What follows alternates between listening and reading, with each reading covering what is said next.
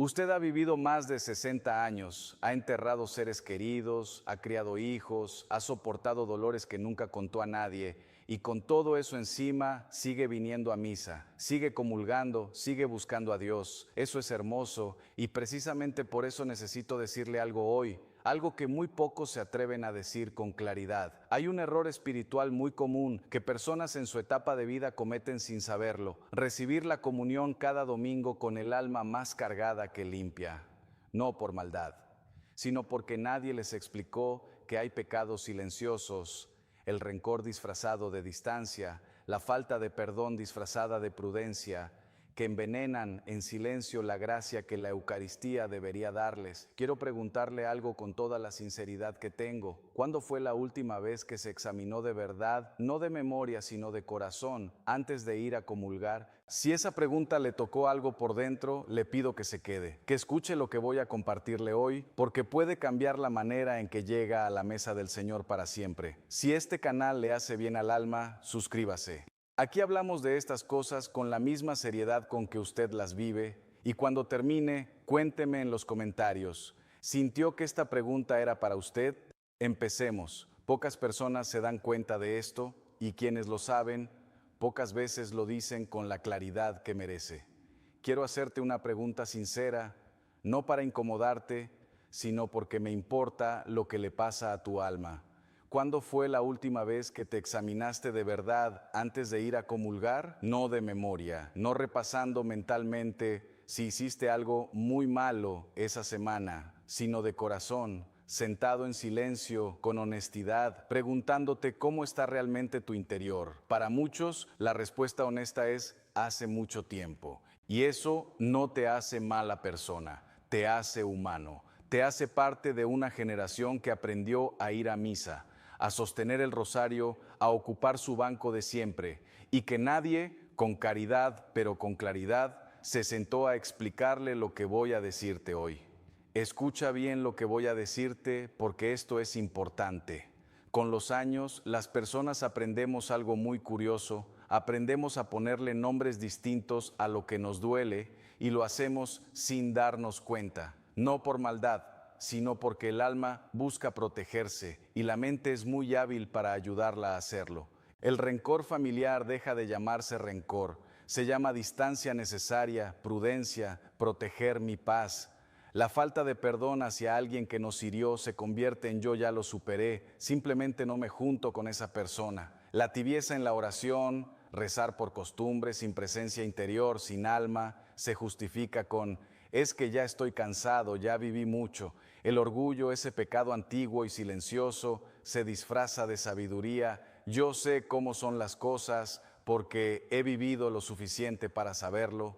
Son nombres razonables, son nombres que suenan dignos, pero hay una verdad que Pablo escribe sin rodeos en su carta a los Gálatas.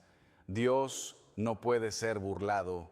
Lo que nosotros llamamos con otro nombre, Él lo sigue viendo con el nombre verdadero. Y aquí es donde el problema se vuelve espiritual y urgente, porque no estoy hablando de algo sin consecuencias. La palabra de Dios es directa en esto, y la Iglesia lo enseña con la misma claridad. San Pablo escribe en su primera carta a los Corintios, y escúchalo bien, porque no lo escucharás suavizado hoy. Cualquiera que comiere este pan o bebiere esta copa del Señor indignamente, será culpado del cuerpo y de la sangre del Señor. Por tanto, pruébese cada uno a sí mismo y coma así del pan. Pablo no escribe esto para asustar, lo escribe como un médico que te advierte antes de darte una medicina poderosa. Tómala en las condiciones correctas, porque si no, puede hacerte daño en lugar de sanarte. La Eucaristía es el mayor don que la Iglesia nos ofrece. Pero ese don, recibido con el alma en estado de pecado grave, incluidos esos pecados silenciosos que llevan años sin ser confesados, no trae la gracia que debería traer. El Catecismo de la Iglesia, en el parágrafo 1385, lo establece con precisión. Quien tiene conciencia de pecado grave debe recibir el sacramento de la reconciliación antes de acercarse a la comunión. Y ahora viene la pregunta que te pido que te hagas con honestidad. ¿Alguien te explicó esto alguna vez? ¿O llevas años comulgando sin saber que existían estas condiciones? Si la respuesta es que nadie te lo dijo, no cargues con culpa por eso. Hoy lo sabes, y lo que haces con lo que sabes, eso sí depende de ti. Esto no es para condenarte, esto es exactamente lo contrario, es para liberarte, porque detrás de esta verdad incómoda hay una misericordia que no tiene límite de edad, que no le asusta ningún historial, que no tiene pecado que no pueda lavar. Pero esa misericordia actúa a través de los sacramentos, no alrededor de ellos. Y para que entiendas de verdad por qué esto importa tanto, necesito contarte la historia de una mujer que, como quizás tú, llevaba años siendo fiel por fuera y que cargaba sin saberlo con algo que le impedía recibir lo que la comunión estaba destinada a darle. Hace algunos años, una señora de 73 años se sentó frente a mí. Se llamaba Carmen, y lo primero que me llamó la atención fue su paz, esa paz tranquila, ordenada, que tienen las personas que han construido su vida espiritual ladrillo a ladrillo durante décadas. Manos que sostenían el rosario desde las 5 de la mañana, un banco fijo en la parroquia, él mismo desde hacía más de 20 años. El párroco la saludaba por nombre, los vecinos la tenían por modelo de mujer católica, de abuela fiel, de persona que había envejecido bien y en paz con Dios. Y ella misma lo creía, se sentía en paz. Había comulgado cada domingo durante 11 años sin interrupción, 11 años, sin faltar una sola vez. Eso no es poca cosa, eso es fidelidad real, y Dios la ve y la valora. Pero había algo más, algo que Carmen no mencionó al principio. 11 años atrás, cuando murió su esposo, hubo un problema con la herencia. Su hija mayor, la primera, la que más se le parecía, la que de niña dormía abrazada a ella, tomó decisiones que Carmen vivió como una traición. No hubo gritos, no hubo escándalo, hubo algo peor. Un silencio que se fue instalando lento y frío, como el invierno que llega sin que uno se dé cuenta de cuándo empezó. Desde entonces Carmen y su hija se veían en Navidad, se llamaban en los cumpleaños, decían las palabras correctas, pero no se miraban de verdad, no se tocaban el alma. Cuando le pregunté por su familia, Carmen me habló de sus hijos con cariño, y al llegar a la mayor hizo una pausa breve, casi imperceptible, y dijo: ella y yo tomamos caminos distintos, es lo que hay, caminos distintos, lo que hay. Esas palabras suenan razonables, suenan maduras, suenan como alguien que ha procesado el dolor y ha llegado a la paz.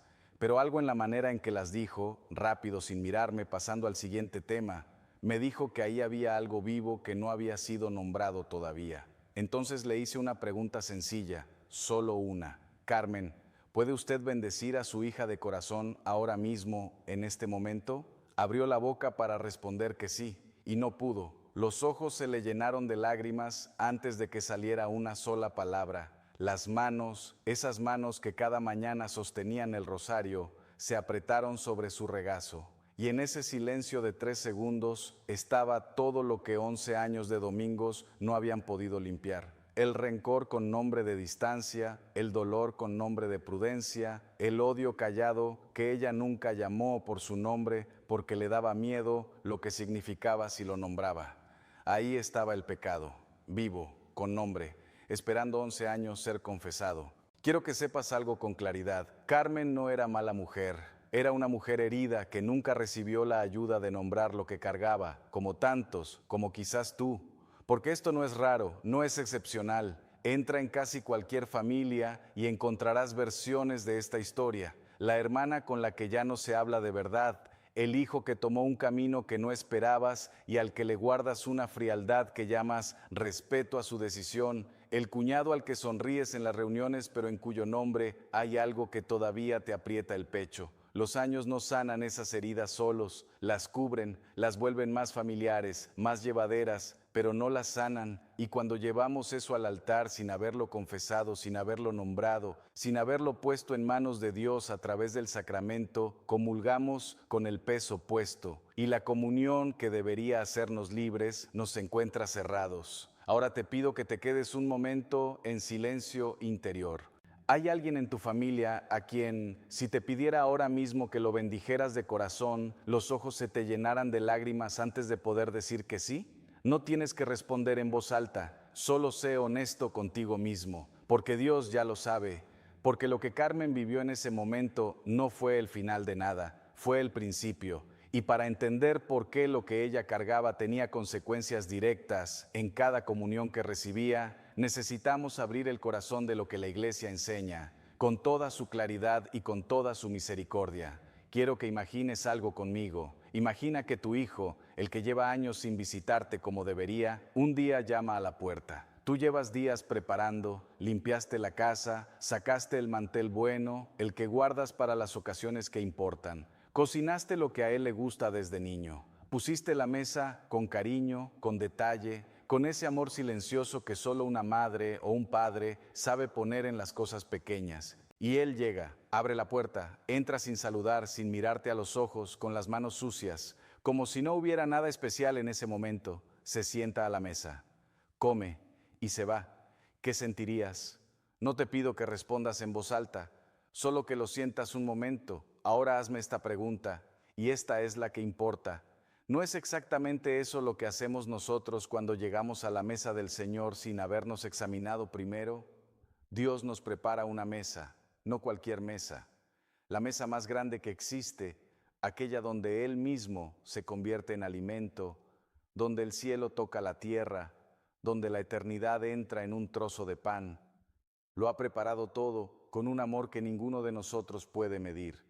Y nosotros llegamos por costumbre, llegamos con el rencor de 11 años en el pecho, llegamos con el orgullo intacto, con la falta de perdón bien guardada, con la oración tibia de quien ya ni espera nada. Llegamos con las manos sucias, no de barro, sino de todo aquello que nunca llevamos al confesionario. Eso es lo que Pablo quiere que veamos cuando escribe. Y escúchalo con atención, no como amenaza, sino como advertencia de alguien que te ama, porque el que come y bebe indignamente, sin discernir el cuerpo del Señor, juicio come y bebe para sí. Discernir el cuerpo del Señor. Esas palabras no son complicadas, significan esto: reconocer ante quién estás. Entender que no es un rito, no es una fila, no es una costumbre de domingo, es el encuentro más íntimo que existe entre un alma y su Dios. Y ese encuentro merece preparación. Hay una imagen que me ayuda a entender esto. El rencor, ese rencor callado que Carmen cargaba, que quizás tú también cargas, es como una herida que el alma decide mantener abierta, no por masoquismo, sino porque cerrarse al perdón se siente, con el tiempo, como una forma de protegerse, como si soltar el dolor fuera perder algo, como si perdonar fuera darle la razón al que te hirió. Pero una herida abierta no duele menos porque aprendamos a caminar con ella. Sigue sangrando hacia adentro. Y cuando esa herida llega a la mesa del Señor sin haber pasado por el sacramento de la reconciliación, la gracia de la comunión no puede hacer su trabajo, no porque Dios no quiera, sino porque el alma cerrada no puede recibir lo que solo entra por la puerta de la humildad. El catecismo de la Iglesia, no una opinión pastoral, sino la enseñanza oficial de la Iglesia, lo dice con precisión en el parágrafo 1385. Quien tiene conciencia de pecado grave debe recibir el sacramento de la reconciliación antes de acercarse a la Eucaristía, no como castigo, como preparación, como el acto de amor propio espiritual que dice: quiero llegar a ti como mereces recibirme. Y ahora déjame decirte algo que tal vez nadie te dijo así. Examinarte antes de comulgar no es un ejercicio de ansiedad, no es ponerte a buscar culpas que no tienes. Es algo mucho más sencillo y mucho más hermoso. Es una conversación honesta con Dios sobre cómo está tu alma. ¿Hay alguien a quien no has perdonado de verdad? ¿Hay algo que llevas meses o años sin ver la luz del confesionario? ¿Estás llegando a la mesa del Señor con el corazón que Él merece recibir? 3 preguntas, solo 3. Y la gracia hace el resto.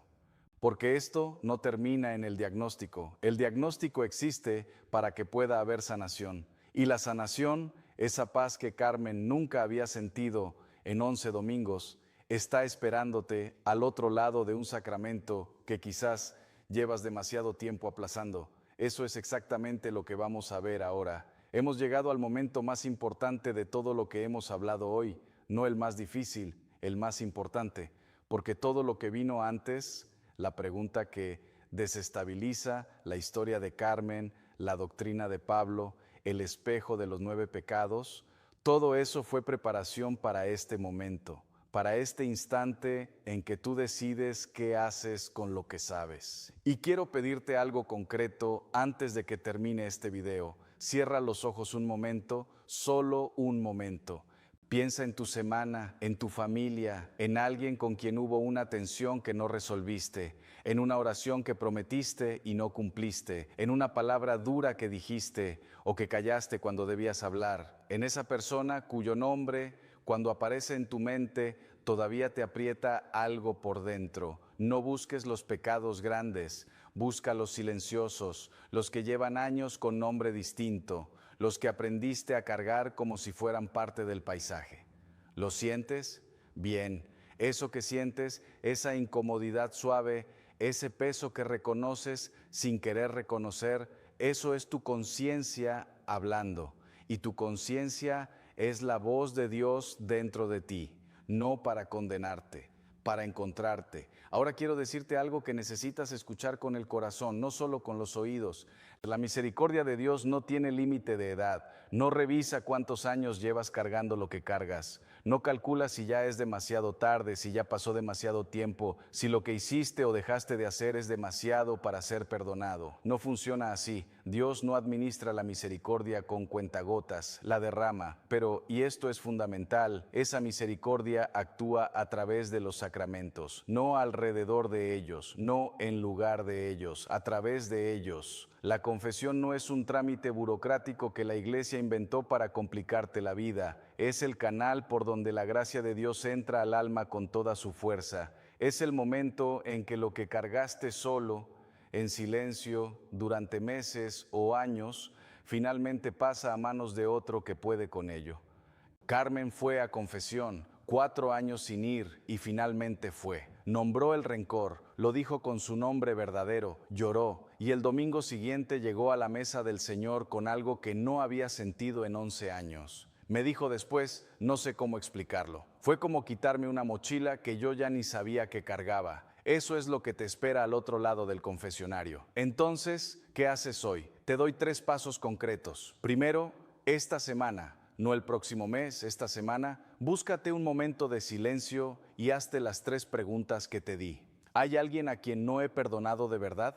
¿Hay algo en mi alma que lleva demasiado tiempo sin ver la luz del confesionario? ¿Estoy llegando a la mesa del Señor con el corazón que Él merece recibir?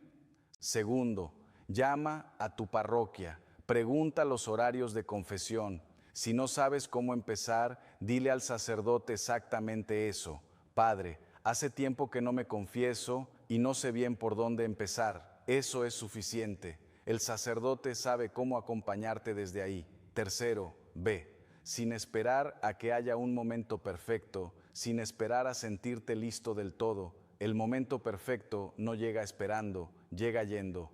Tú has vivido mucho, has cargado cosas que nadie más vio, has sobrevivido pérdidas, traiciones, silencios, dolores que no tienen nombre fácil, y en medio de todo eso has seguido viniendo a misa, has seguido sosteniendo el rosario, has seguido buscando a Dios a tu manera con lo que tenías. Eso tiene valor, Dios lo ve y lo valora. Pero hoy te pido una cosa más, date el regalo de llegar liviano. No cargues más lo que nunca fue tuyo cargar solo. No llegues más a la mesa del Señor con el peso de lo que no has confesado. Mereces esa paz, no como premio, como gracia, como el abrazo que tu alma lleva tiempo esperando. Cristo mismo te lo dice, y no hay palabras más grandes que estas para cerrar todo lo que hemos hablado hoy. Venid a mí todos los que estáis trabajados y cargados, y yo os haré descansar. Él no dijo, vengan los que ya están limpios. Dijo, vengan los cargados, vengan los cansados,